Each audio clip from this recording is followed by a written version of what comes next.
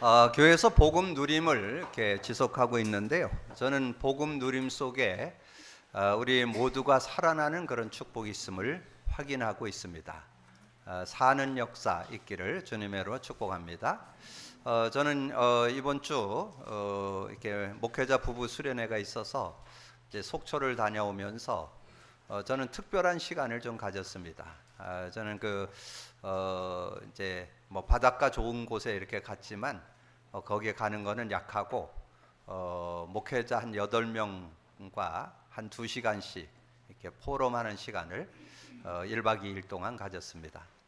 제가 이렇게 포럼을 이렇게 하면서 깨달은 것은 이제 많은 분들이 이 복음은 갖고 있는데 누림이 안 돼서 자신도 어렵고 또 교회 속에도 뭔가 정체되어 있는 그런 안타까운 모습을 좀 많은 분들이 이야기를 해서, 그래서 복음 누림을 하게 되면 기본도 되고 기초도 되고 근본도 되는 그런 축복이 있음을 이렇게 나누게 되어지니까 목사님들이 다 공감을 하고 이제 앞으로 복음 누림을 좀 삶이나 교회에 적용해 보겠다고 이렇게 결단들을 하는 그런 시간들을 좀 갖게 됐습니다. 그리고 제가 이렇게 복음 누림을 하면서 주중에 이렇게 목회자들하고 줌으로 포럼하는 그런 팀이 몇 팀이 있습니다. 그래서 그 팀 중에 한 분이 아주 실제적인 그런 간증을 하더라고요. 그래서 정말 이 복음 누림에 대한 이런 축복이 그런 은혜를 주는구나 하는 것을 좀 확인하게 됐습니다. 교회 속에 이렇게 자라나는 그 렘넌트들 속에 이제 이 복음을 적용하는데, 우리 교회 렘넌트들은 내가 적용하는지 제가 확인을 못 해봤는데 그 교회는 제가 얘기하면 아주 그대로 실천을 해요. 그래서 유아 유치는 5번, 유년은 10번, 초등부는 30번, 중등부는 50번, 고등부는 70번, 우리 대학 청년 일반은 100회, 그래서 하루 이렇게 적용시키는 시간을 갖잖아요. 근데 이제 성도 중에 그 초등학생이 하나 있었는데 애가 너무 내성적이라 해서 뭐 공부는 그래도 제법 하는 것 같은데 친구들하고 잘 어울리지를 못한다는 거예요. 그래서 이제 그 부모가 그거를 깨닫고는 목사님이 시키니까, 그러면 초등부 몇 번이에요? 30번. 하루 30번씩 이렇게 해가지고 그걸 이렇게 훈련을 시켰는데, 그래갖고 이제 그 한 번 하면 체크를 하게 해서 일주일 하면 6번이잖아요. 그럼 6번 하면 네가 통장을 만들어 와라. 통장을 만들어 가지고 내가 거기다가 하루 1,000원씩 30번 한 거는 1,000원씩 쳐가지고 내가 6,000원 넣어주겠다고. 그래서 6개월을 했는데 이 아이가 친구들 이렇게 아이들하고 어울리는 거가 잘 못하고 숙기가 없어가지고, 그리고 자꾸 자주 울고 오는 거예요. 이제 그런 모습이었는데 그렇게 한 몇 주 이렇게 거의 한 2개월 3개월 이렇게 훈련을 시켰더니 어느 날 친구를 집으로 데리고 왔더라는 거예요. 그래서 이 복음 누림 속에 이런 비밀이 있구나 하는 거를 그분이 깨닫게 됐다 그렇게 간증하는 거를 제가 들어봤고요. 또 그분이 또 하나 최근에 지난주에 있었던 얘기를 이번 주 금요일 날 포럼 하는데 얘기를 하더라고요. 자기 그 부모님들이 지금 80여세 되는 그런 부모님들이 계시는데, 이제 연세가 있다 보니까 이제 그 아버님이 이제 풍이 조금 와가지고 좀 어려움이 있어갖고 지금 몇 년 지금 고생을 하고 있는데, 시간이 갈수록 조금 더 좀 어려워지고 이렇게 돼서 그 어머니가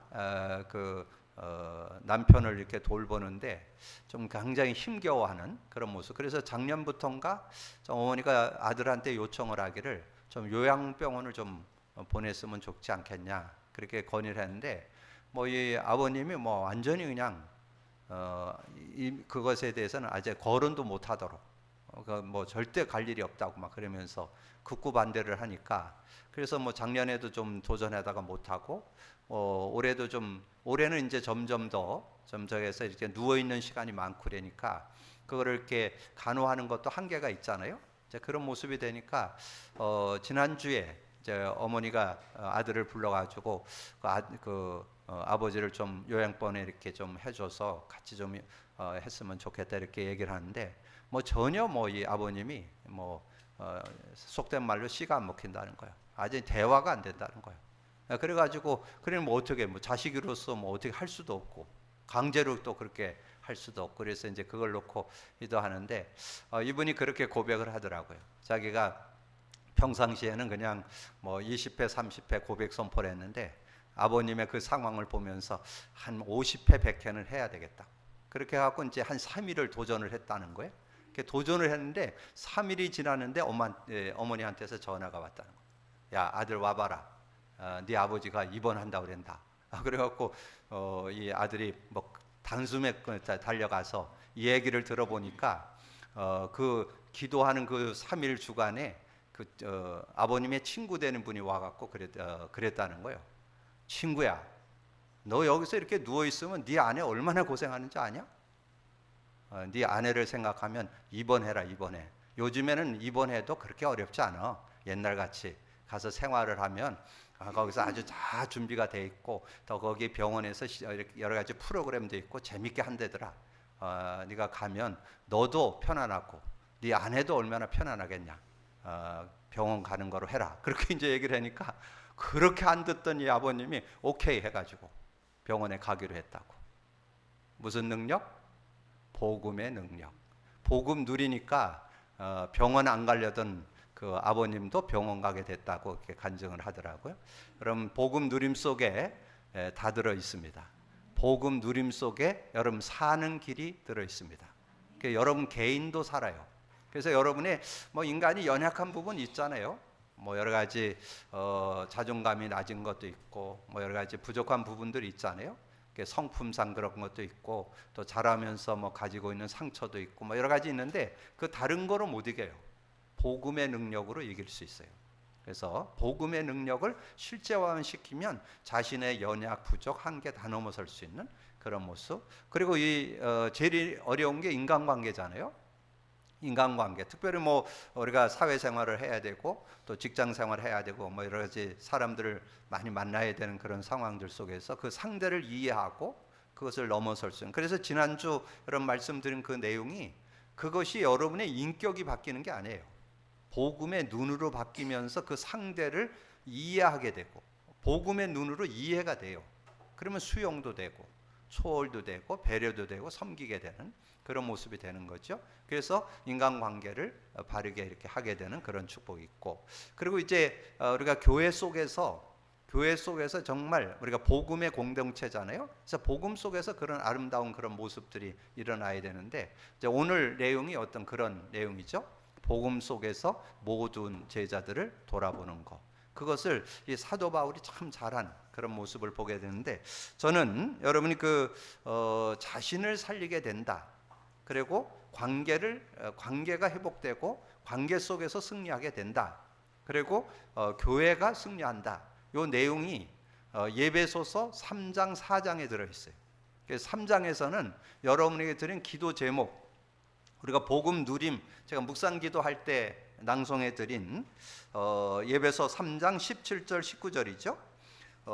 믿음으로 말미암아 그리스도께서 너희 마음에 계시게 하시었고 너희가 사랑 가운데서 뿌리가 박히고 터가 굳어져서 능히 모든 성도와 함께 지식에 넘치는 그리스도의 사랑을 알고 그 너비와 길이와 높이와 깊이가 어떠함을 깨달아 하나님의 모든 충만하신 것으로 너에게 충만하게 하시기를 구하노라. 그래서 저는 이 사도 바울의 그 생애를 통해서 이 복음 속에 다 들어있다는 거. 그래서 그리스도 속에 모든 지혜, 지식의 보화가 감춰 있다. 어디 나와요? 골로새 2장 3절.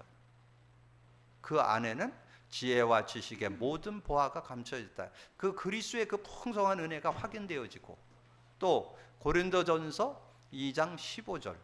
신령한 자는 모든 것을 판단하나 자기는 아무에게도 판단받지 않는 이 복음의 의미, 그리스도의 의미, 성령의 의미, 그 능력 이걸 깨닫게 되니까 그런 은혜 속에 들어가더라는 거죠. 그래서 여러분이 예배서 4장은 오늘 집에 가셔서 한 3번 정도 읽어보세요. 거기에 자신이 온전한 자로 세워지는 그런 내용이 들어 있습니다. 누구에게? 복음 누리는 자. 복음 누릴 때 그 13절 14절 우리가 다 하나님의 아들을 믿는 것과 아는 일에 하나가 되어 온전한 사람을 이루어. 온전한 사람이 된다는 거. 온전한 사람. 여러분 인간이 어떻게 온전해요?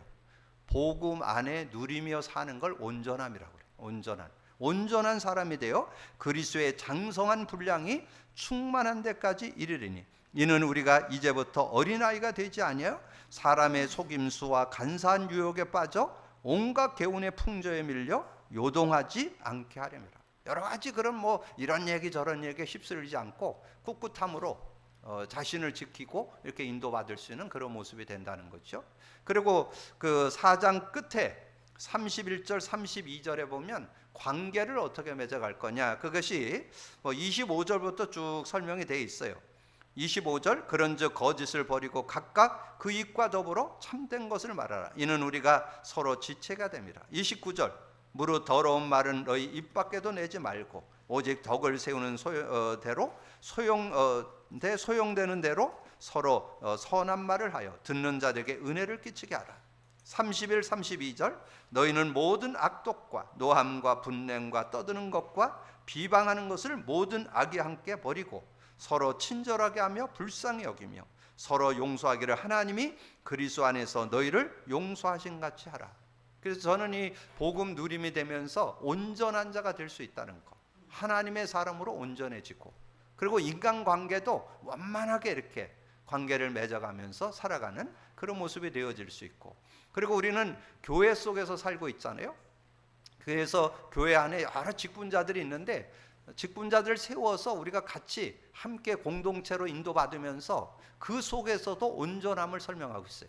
그게 11절 12절 4장 11절 그가 어떤 사람은 사도로, 어떤 사람은 선지자로, 어떤 사람은 복음 전하는 자로, 어떤 사람은 목사와 교사로 삼으셨으니 이는 성도를 온전하게 하여 봉사일을 하게 하며 그리스도의 몸을 세우게 하려면, 그리스도 몸을 세우는, 교회가 그리스도의 몸이잖아요.